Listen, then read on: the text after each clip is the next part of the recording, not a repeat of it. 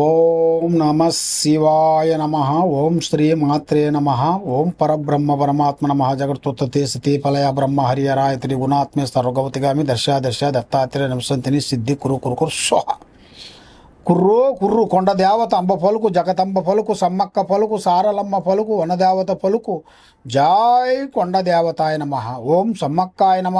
ఓం సారలమ్మాయ నమ. ప్రజలందరికీ నమస్కారము.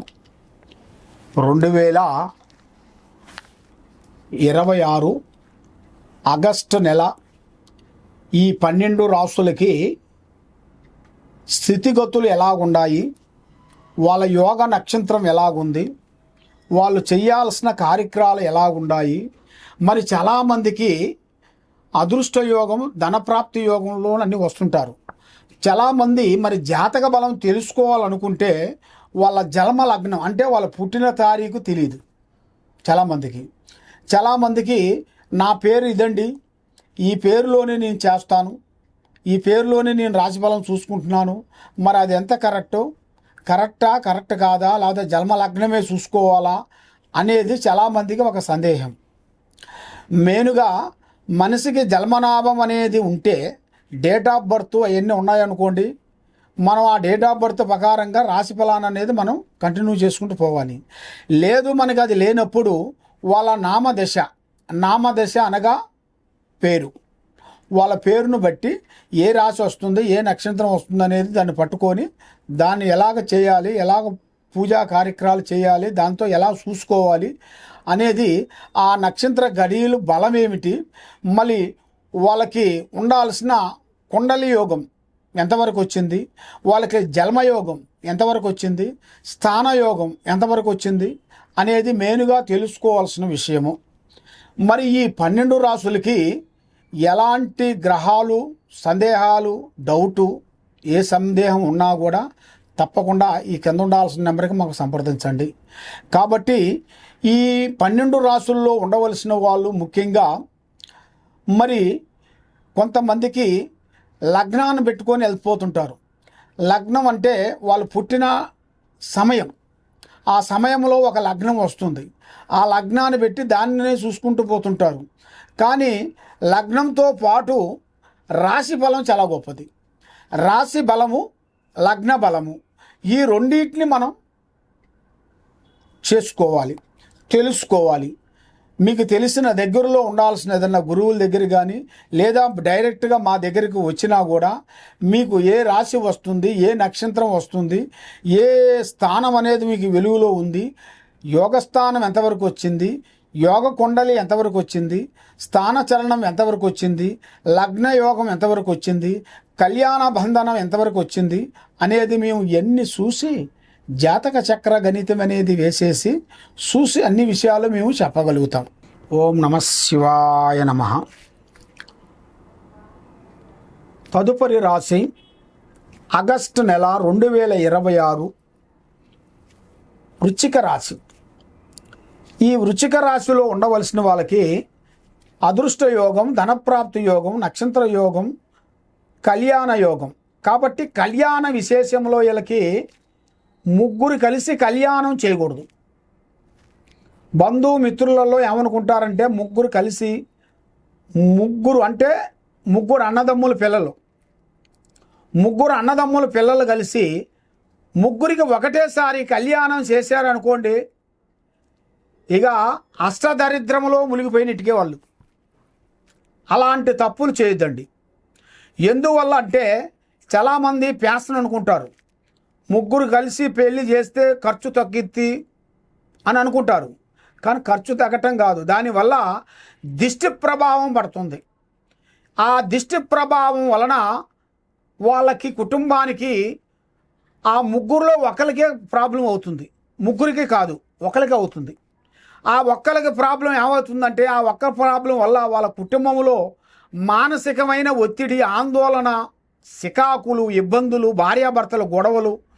మరి ఈ రాశిలో ఉండవలసిన వాళ్ళు డబ్బు సంపాదించి ఒక స్థాయిగా నిలబడ్డ వాళ్ళు కూడా రోడ్డు మీదకి రావాల్సిందే.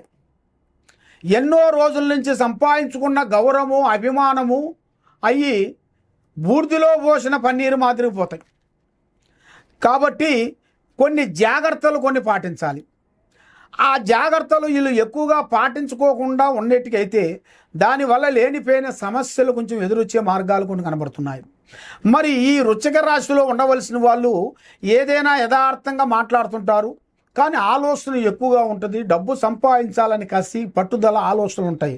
కానీ ఏది చేసినా కూడా ఒక నమ్మకం చాలా ఇంపార్టెంట్. తొక్కితే రాయి మొక్కితే దేవుడు. నమ్మకంతోనే ఏదన్నా అవుతుంది, కానీ నమ్మకం లేనిది ఏదీ కాదు. కాబట్టి మీరు ఏ కార్యక్రమం చేయాలన్నా ఏ పని చేయాలన్నా తొందరపడి చేయొద్దండి.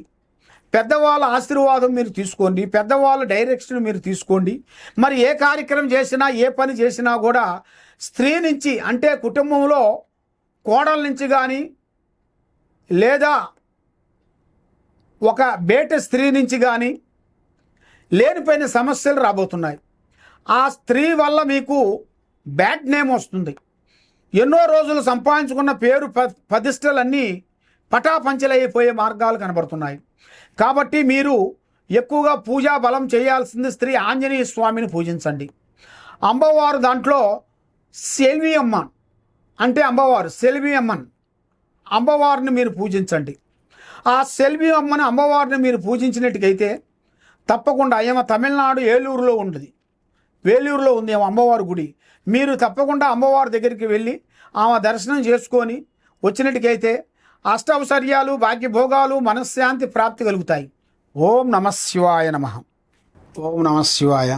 ఆ విధంగా మరి ఎక్కడెక్కడో వెళ్ళి జ్యోతిష్యం చెప్పించుకొని నిరాశ చెంది బాధపడుతూ ఎన్నో పూజలు చేసినా ఎన్ని గుళ్ళకి వెళ్ళినా ఎక్కడికి పోయినా ఏ పని కాకోకుండా మనశ్శాంతి లేకోకుండా మీకు ఉండదు. కాబట్టి మరి మీకు ఎలాంటి సందేహాలున్నా, మీ ఇంట్లో ఏముంది, మీ ఒంట్లో ఏముంది, మీ పిల్లల మీద ఏముంది, మీరు చేసే పిల్లల చదువులో ఎలాగుంది, మీరు చేసే ఉద్యోగంలో ఎలాగుంది, మరి మీకు ఎలాంటి సమస్యలు అనేది ఎదురవుతున్నాయి, మరి మీకు ఎలాంటి గ్రహాలు మీకు ఎదురవుతున్నాయి అనేది మీరు తెలుసుకోవాలనుకుంటే మరి ముఖ్యంగా మేము అమ్మవారు పూజా బలం చేసి మాఘశుద్ధ పౌర్ణమి రోజున మేము ఈ వేరులు అక్కడ అమ్మవారు పూజా బలం చేసేసి అక్కడ మేము ఈ వేరుని తీసి భూమిలో నుంచి తీస్తాం.